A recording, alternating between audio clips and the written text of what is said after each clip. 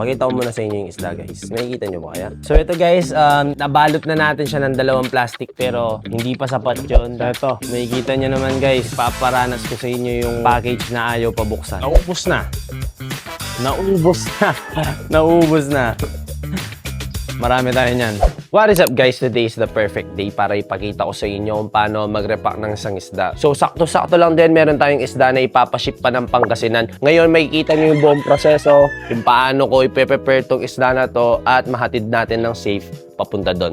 So ano pang ginagawa natin guys? Let's go! So ito guys yung isda na ipapaship natin. So isa yung Imperial Camfa. So full mass, exo pearl, so long body. So ngayon, na-fasting na natin to, 2 araw na. So pwedeng-pwede na to. Kaya, let's go. Ayan o, meron pa siyang kasamang isa. Yeah, boy! Ayan o. Ito din, meron pa. So ito guys, dito muna tayo para i-check natin siya kung ano yung quality ng isda na to. Dahil mahirap na, baka maganda nga pero meron naman pala siyang defect. As much as possible habang nandito pa siya, may check natin kung meron ba siyang problema kung saan-saan. Baka meron siyang tama sa gills or somewhere. Ayun, napakahalaga lang na ma-check talaga natin ng 100% bago natin to maparating sa mismong buyer. So, let's go. A few moments later. Yeah, pwede na siguro yun. So far guys, wala tayong nakikitang problema sa isda. So wala siyang defect, kaya proceed na tayo sa pagbabalot guys. Let's go. So ito guys yung gagamitin natin. Plastic lang ng yelo. So yan, kukuha lang tayo ng tubig dito para, alam nyo yun. So 2 plastic nga pala to para at least maging safe yung isda natin. So, let's go. Bigyan na natin ng tubig to. Ginagawa ko 2 babad lang. Parang natatansya ko na 2 babad lang ganyan. So since ito, lalagyan na natin siya ng isa pang plastic, no? So yan, 2 plastic na siya and then kukunin na natin yung isda dito. Sige. Nakakatakas sa kami. Gentle kasi tayo. So yun. Guys, nasa loob na siya ng plastic natin. Low, mic check.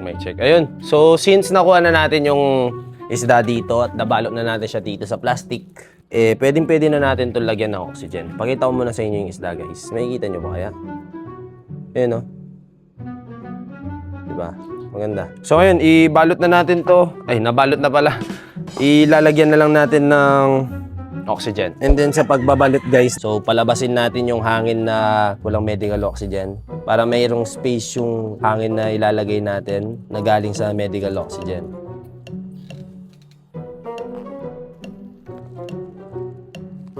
Dalawang rubber bands yan guys.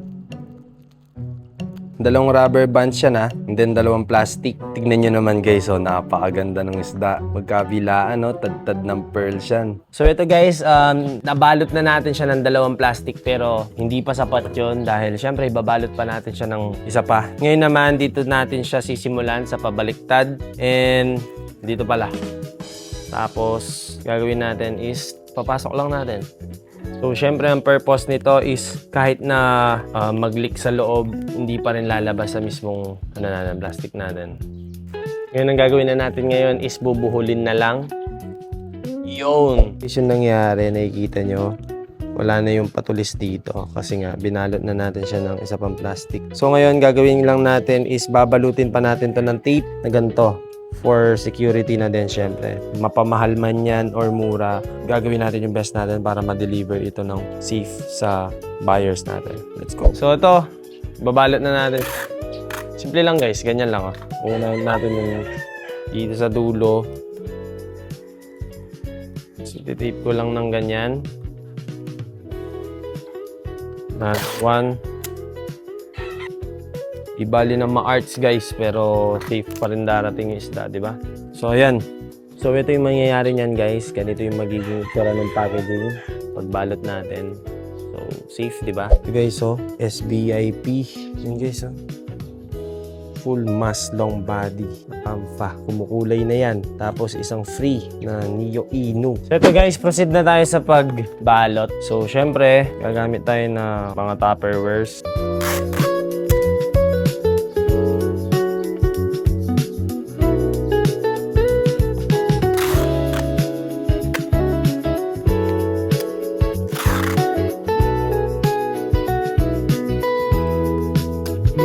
So ito, makikita nyo naman guys, di ba? Well pack yan. Talagang ipaparanas ko sa inyo yung package na ayaw pabuksan. Di ba? At syempre, gagamit din tayo ng ganito. Ayaw ko namang magkaroon ako ng problema pagdating sa inyo guys. So, ipapackage talaga natin to ng matindi. Yung! Nakikita nyo yan guys. Oh.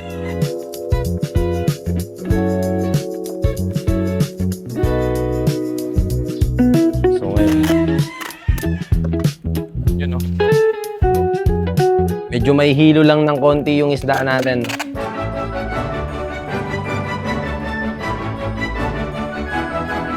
Naubos na. Naubos na.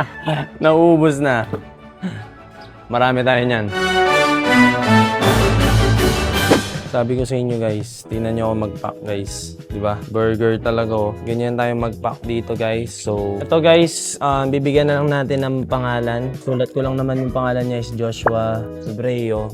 Yun na yun. Ayun, maraming salamat ulit, Brother Joshua, dahil naging model pa yung isda mo kung paano tayo magpa-ship. So sa mga interesado dyan, i-check nyo lang yung bio ko at makikita nyo yung binubuo nating community. At dito na lang magtatapos ang ating video. Maraming salamat sa inyo guys. Next!